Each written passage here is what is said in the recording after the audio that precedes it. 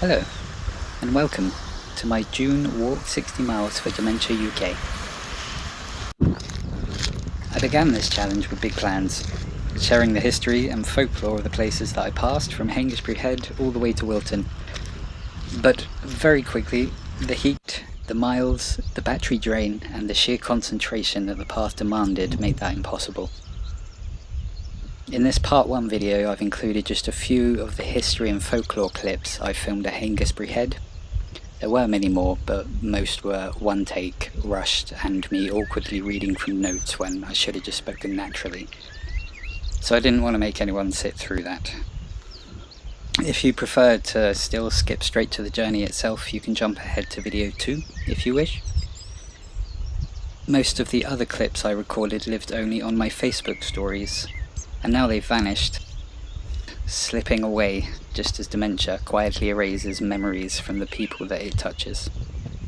So this video is my attempt to gather what remains, the real journey, not the one I planned, and to honour every step taken for families living with dementia.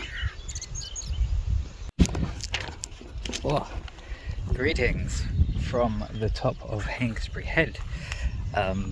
I'm here with my notes because I'm really good at preparing for this kind of thing, and yeah, there's a lot to be said about Hengistbury Head, which I will try and say now with some articulation maybe, but it is currently like 4:30ish in the morning, judging by this beautiful sunrise that's occurring behind me.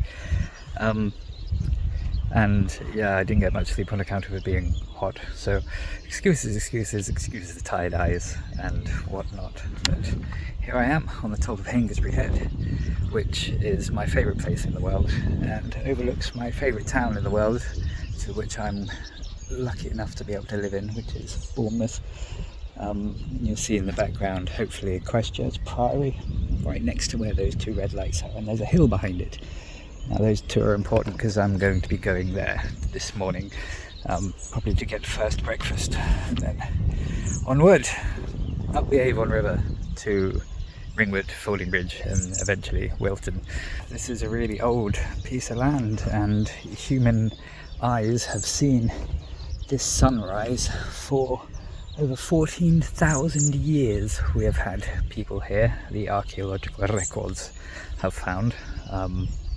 And within these cliffs, this sandstone headland, which shields the natural harbour of Christchurch and Mudderford that you can see behind me, there are iron doggers, which are essentially big, hard, iron-rich boulders that once protected this glorious coastline from erosion. Oh, there's a nice little boat heading out into Mudderford. I don't know if you can see that as well. Present day Hengistbury Head is a place of special scientific interest. It's a scheduled ancient monument. It's a special area of conservation, and it's a local nature reserve, so it's got all of these accolades that have stopped all of the building works that you can see behind from encroaching too much on this beautiful, beautiful place. And it's home to the natterjack toad, which was actually the source of some scariness for me and a friend once, who came down here at like 2 o'clock in the morning, and then from the bushes, it might have been a natterjack toad, it might have been something else, but we just heard the sound of a kind of shit like the grudge coming from the bushes, and we kind of looked at each other and then waited a little while. It happened again, and we just kind of firmly went, okay, F this, we are out of here, and had a very quiet walk down that long path that you can see down there. But anyway, yes, so people have been around for over 14,000 years in this place, and the sun is beginning to come up just a bit. It featured a large Iron Age settlement on Warren Hill, which is just behind me where that Coast Guard station was that you saw earlier. It had a massive defensive earthwork known as the double dykes, which you passed to get in here, which protected the neck of the headland. And there was evidence of cross-channel trade with Gaul, because they found some wine amphorae and some fine pottery and metalwork. Some archaeologists argue it may have been the first urban bloody hell, settlement in England. It was a safe natural harbour, and it had access to the English Channel, the Solent, and the Avon River route inland towards the Salisbury Plain. And it was a hub for exporting precious metals, including tin, iron, and for importing luxury goods. Look, the sun is nearly up, and there aren't any horsemen behind me. And so now here I am at Quarry Lake, and this looks like a place that doesn't look like I'll be desecrating any barrows when I step on it, so that's probably good. Oh, that's quite idyllic, isn't it? Oh my goodness. Wow, so before I go on to the smugglers and Mudderford, oh my goodness, this is wonderful. Let me just show you. Wow, splendid. I'm not going to go any closer because I don't know what's underneath me right now. But the Victorian quarry disaster. Well, that's bloody nice, isn't it? Very sorry.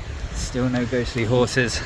1848 to 1870 of the current era, industrial quarrying targeted the ironstone doggers, which they were then shipped south to South Wales for smelting, just down that way. The doggers had acted as natural sea defences for thousands of years, and removing them caused rapid erosion.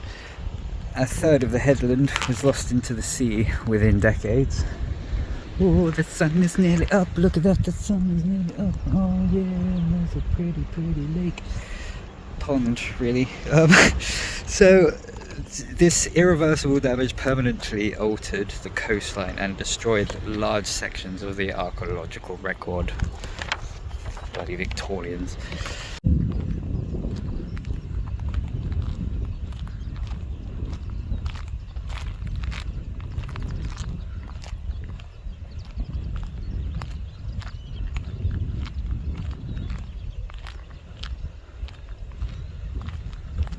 So yeah, just a little bit about these smugglers and the Battle of Mudderford Quay, which happened in the 18th century.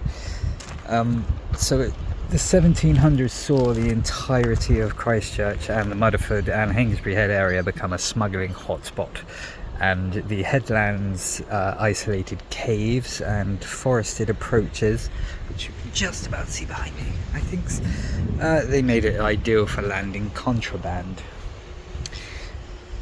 And then in 1798, the Battle of Mudderford occurred nearby, where the Royal Navy frigate Orestes exchanged cannon fire with smugglers at Mudderford Quay. Hengistbury Head was a key vantage point for signalling and lookout activity for this purpose. And so that concludes the main kind of historical bits. Now for the folklore bits. So there's a few stories about Hengistbury Head that I find quite interesting. Apparently the local 18th and 19th century folklore claimed that a petrified horse once stood on the headland, a remnant of a giant steed or a guardian spirit of the cliffs. Some versions say it was destroyed by the quarrying.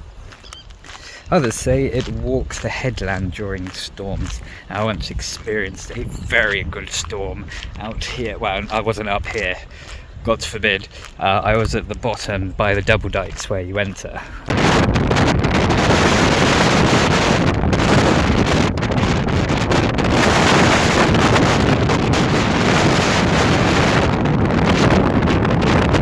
And it was Storm Eunice, and it was 100-mile-an-hour winds, and literally to get to the car from the car park to the head entrancey bit, I was literally like hunkered down against the wind, and it was buffeting my car and everything. It was amazing.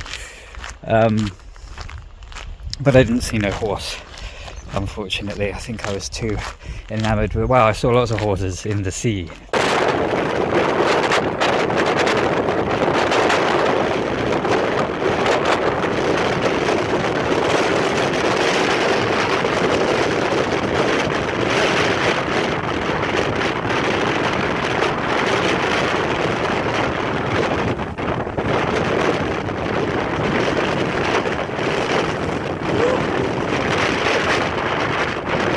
The sea was rageful, oh my goodness.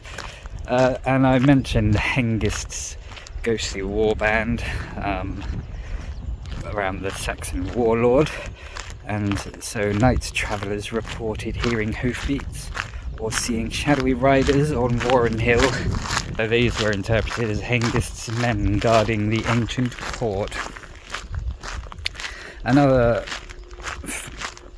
story reports barrow lights and guardian spirits. So before the quarrying destroyed many of the barrows all around me,